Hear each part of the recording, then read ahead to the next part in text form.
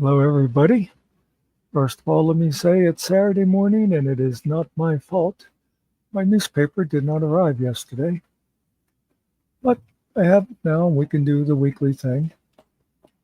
Let me show you something. First, uh, I, I haven't looked, but I thought just in case they did not have a police report this week, I'd go and see if I could find. I found a thing for the Clearfield Barracks State Police press releases, and that is what it looks like. Here, let me make it full screen for you. There's the press releases. Who knows for what date range, because I can't read that. Now, there are controls. There's probably something that tells you how to make it bigger than that. I don't know if you can see over here. There's a bunch of tiny little buttons over there. There's something over here. But how the hell is anybody supposed to know? Usually something like this, if you come in and you click on it, it'll get big. Nope. Thank you, Pennsylvania State Police, for being useless. Let's hope the report is in here. The star of the week this week is going to be the Elks Lodge. There's a picture of a couple little girls there, but I don't think Elks takes little girls, but we'll see. I haven't noticed this before. Is this always here? I just noticed up top it says Happy Birthday, Al Cervini and Roger Cartwright. Yeah, see that going across the top up there? Have I just not been noticing that, or is that something new? And why there are those two? They should be recognized in media all every week. I'm the one out there letting people know that this rag exists. There's a Rush Township report. Constant delays with sewer project angers residents. Norm Bean ain't messing around. Supervisors declare Suicide Prevention Day to coincide with next solar meeting. And don't be parking on 504. By the way, I'm sorry if the lighting's a little off. I haven't got my ring light plugged back in. I'll explain that to you later if I remember. There's a sub-headline says Debbie kicks up sewage. I'm going to assume that has to do with a storm that came through, backing up some pipes. Norm Bean is miffed. Local legend, 96-year-old Norm Bean, spoke about his property in South Wilkesburg. He said after B Street was paved in front of his house, water runs in his backyard and his basement. Ed Walls reels him in, breaks his own record at Coldstream. There's a red letter week for Ed Walls, proprietor of Shamrock Cleaners. Ed's been fishing since he was a little kid, but over the last 8 years, he's been fishing fairly steady. His former record for fish caught in a year was 1,008. Last week, the paper caught up with him. He was on fish 985. Since that time, he got to 1048. Seems like there's Ed there, who obviously has a lot of time on his hand, and I'm assuming he's a catch and release guy, because who in the world could eat 1,000 fish a year? St. Barbara's to hold 50th annual Polish Fest. Just kidding, that would be a Polish Fest. Let me see, the 50th annual will be Sunday the 18th from noon to 6. That's a Polish Catholic Church up in Houtsdale. And I think you could count on getting some good. And that's the front page news. Okay, on the second page, we have advertisements. On the third page, we have continued stories and a picture of Ed's record-breaking fish. Yeah, I'm not going to show you that. We got a couple of, well, I guess you'll see the fish because I'll show you. There's a couple pictures of St. Barbara's Festival there too. There, you see the fish over there? That's pretty exciting. And there's some pictures from St. Barbara's. If I remember correctly, St. Barbara's was formed by a bunch of people who for some reason weren't quite happy with the way the Roman Catholic Church was doing things, so they decided to go off and do their own thing. There's our obituaries. Robert Campbell, born in 1957, from Houtsdale. He was born in Osceola. Went to the Parsonsville Church. Claudia Hughes, born in 1944, from Osceola. Marie Krause, born in 1936, from West Decatur. Marcella Magnuson, born in 1924. If I'm doing my math right, she was 100 years old, from Sandy Ridge.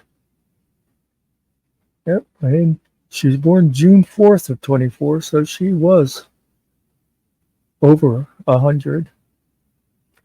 Oh my God, folks. Guess what I just found? A police report. DUI on Drain. A 35-year-old Osceola Mills woman was stopped by PSP on Drain Highway in Decatur and found to be driving under the influence of drugs. Drug possession. Gabriel McCamley, 19, of Houtsdale, was found to be in possession of drugs during a traffic stop in Graham Township.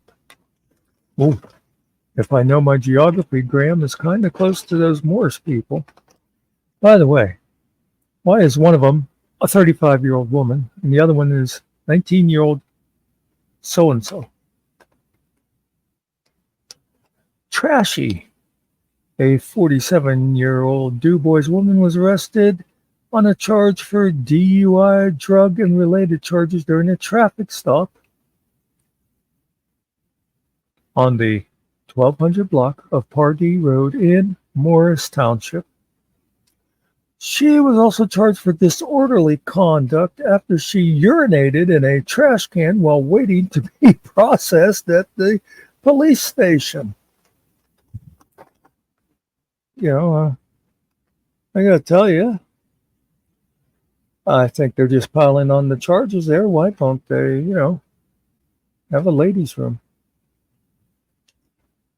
A 68-year-old West Decatur man was arrested for driving under the influence of alcohol in Boggs Township. If you're 68, you should know better by now. Oh, the title of this one is just,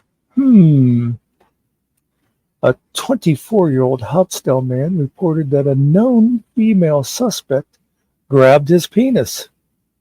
The incident was on video, and it turned out she didn't really grab his penis. Okay.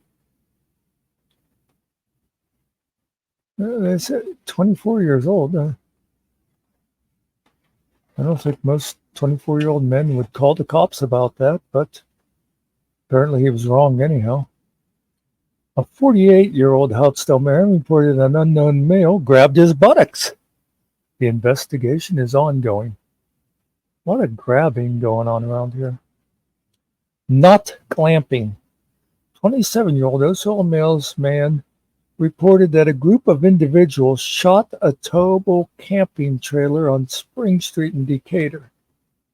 Anyone with information, please call PSP. Stolen items.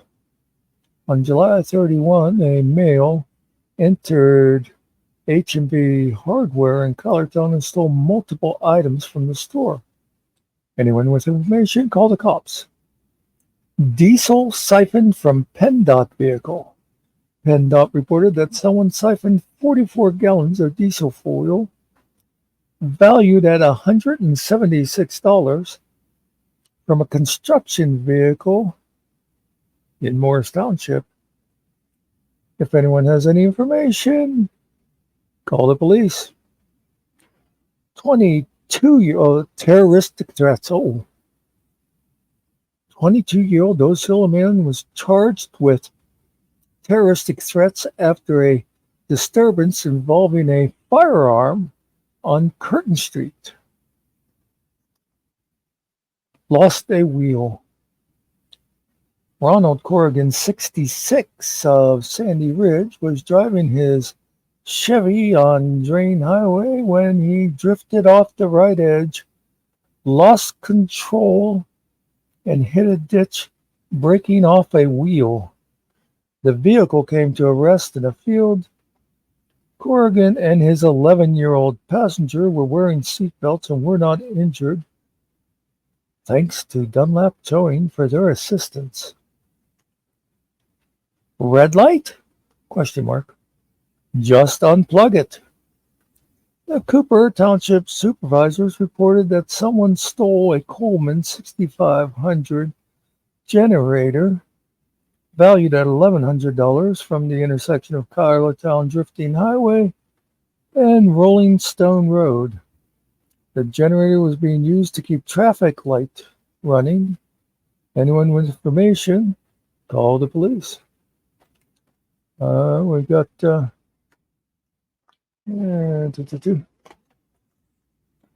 nothing too interesting there. This picture might interest some of you.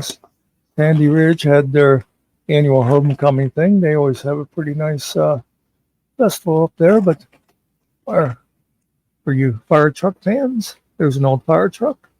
I'd say, to my eye, that probably is from somewhere around 1862. It could be the 1863 model, but I don't think they had the hoses racked on the side like that. We are in post Penn State wrestling fundraiser. They do fundraisers for college sports teams. There's another obituary. I did not know this. Randy Killian, 1959, of Winburn. He was from West Branch.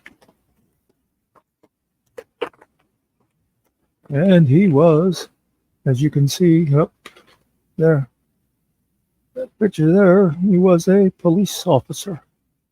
St. Clair's Giving Tree Project receives a large donation. Yeah, tell me how much and who from. I'm not seeing it, so we'll move on. I think we're all just happy that the police report is finally there. Oh, hey, look. There's the classified, so if you see anything there you want, call the numbers listed. Well, here's Memory Lane from the Journal of 1890, but there's no picture.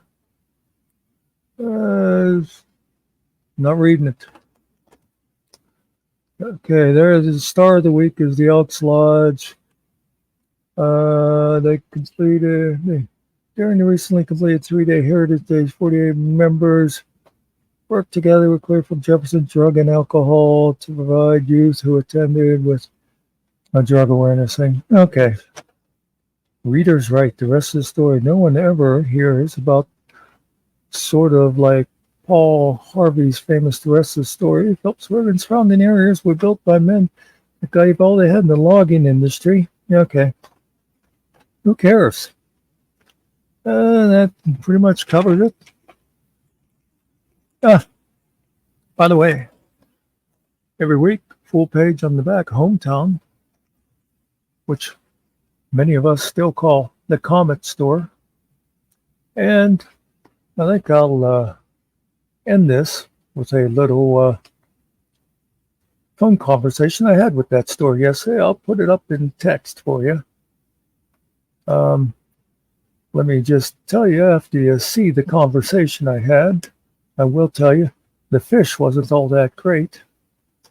And let me mention another personal note here. Any of you who might have been watching me and my three partners doing panel shows and stuff like that, we have now moved that to another channel.